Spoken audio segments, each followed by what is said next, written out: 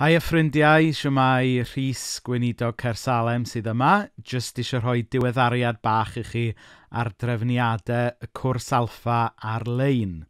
Yn gyntaf, diolch i chi sydd wedi cofrestru diddordeb. Mae'n dda gweld bod yna griw wedi cofrestru diddordeb.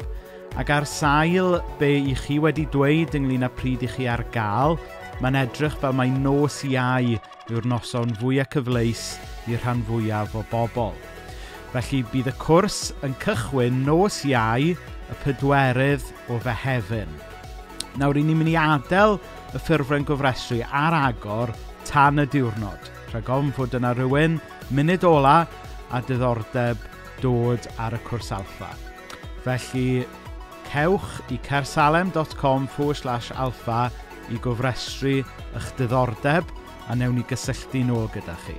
Felly fydd y sesiwn gyntaf nos Iau y 4 o Fehefin a da ni'n disgwyl ymlaen i fynd ar y daith yma gyda chi ac edrych ar ei gwestiynau mawr bywyd a ffydd.